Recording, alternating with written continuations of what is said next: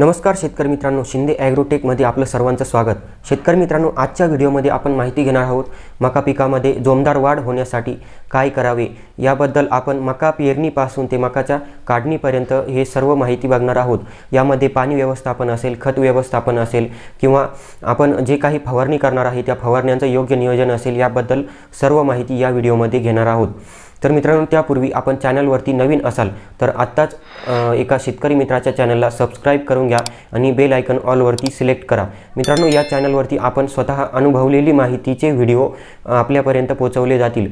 तर मित्रांनो, यामध्ये आपण सर्वात अगोदर बघूया आपल्या जमिनीची निवड। तर मित्रांनो, यामध्ये काळ्या आणि भारी जमिनीची निवड करणं गरजेचं आहे, जेणेकरून जमिनीमध्ये पाणी धरून ठेवण्याची क्षमता ही चांगली असली पाहिजे। मका पिकासाठी पाण्याची ही खूप गरज असते आणि खतांची ही खूप जास्त गरज असते। मित्रांनो, मका पीक हे खादाड पीक म्हणून ओळखलं जातं। मका पिकाला थोडाही पाण्याचा ताण जर झाला तर पीक लगेच कोमेजून जाते आणि पिकाची वाढ थांबते। तर मित्रांनो, यासाठी पाणी हे सर्वात महत्त्वाची गोष्ट आहे आणि त्यामध्ये जमीन चांगल्या क्वालिटीची आणि चांगल्या प्रतीची जमीन असणं खूप गरजेचं आहे। ही झाली जमिनीबद्दल माहिती। यामध्ये जमिनीची योग्य मशागत करून आपण पेरणी केली पाहिजे। तर पेरणीपूर्वी आपण यामध्ये भेसळ डोस टाकणं गरजेचं आहे। यामध्ये आपण शेणखत टाकू शकतो। प्रति एकरासाठी 2 ट्रॉली शेणखत हे भरपूर होतं। तर मित्रांनो, यामध्ये रासायनिक खतांची सुद्धा आपण काही प्रमाणामध्ये वापर करू शकतो। यामध्ये रासायनिक खतांमध्ये सिंगल सुपर फॉस्फेट हे झिंक बोरॉनयुक्त असणं गरजेचं आहे।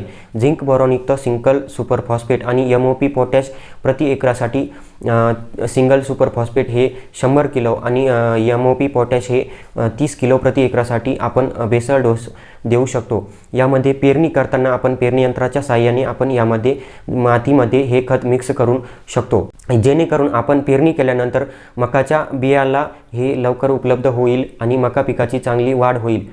तर मित्रांनो, यानंतर बियाण्याची निवड करताना चांगल्या प्रतीचे संकरित बियाणे आपण यामध्ये घेऊ शकतो। यामध्ये एकरी 6 ते 8 किलो बियाणे पुरेसे होते। तर मित्रांनो, यामध्ये आपण युरियाची फवारणी घेऊ शकतो आणि युरिया हा खताच्या माध्यमातून सुद्धा देऊ शकतो। मका पीक हे 20-25 दिवसांचे झाल्यानंतर यामध्ये आपण युरियाची फवारणी घेऊ शकतो। यामध्ये नॅनो युरियाची फवारणी घेताना वेगळी फवारणी घेण्याची गरज नाही। यामध्ये नॅनो युरियाची फवारणी घेताना आपण प्रतिपंपासाठी 50 मिली हा नॅनो युरिया वापरू शकतो आणि हा नॅनो युरियाची फवारणी घेताना तणनाशकाची जी फवारणी आपण घेणार आहोत या फवारणीमध्ये आपण ही फवारणी घेऊ शकतो। मित्रांनो, युरिया हा खताच्या माध्यमातून देण्यापेक्षा आपण जर फवारणीतून दिला तर पिकासाठी तो लवकर उपलब्ध होतो आणि पिकाच्या वाढीसाठी याचा चांगला उपयोग होतो। तर मित्रांनो, यासाठी आपण युरिया हा फवारणीतून देणं गरजेचं आहे। त्याचबरोबर मका पिकासाठी झिंक हे खूप महत्त्वाचे असते। त्यामुळे प्रकाश संश्लेषण प्रक्रिया चांगल्या प्रकारे होऊन मका पीक हे काळोखीवर राहते आणि यामध्ये पिकाची वाढ देखील चांगल्या प्रकारे होते आणि झिंक हे फवारणीच्या माध्यमातून सुद्धा देऊ शकतो।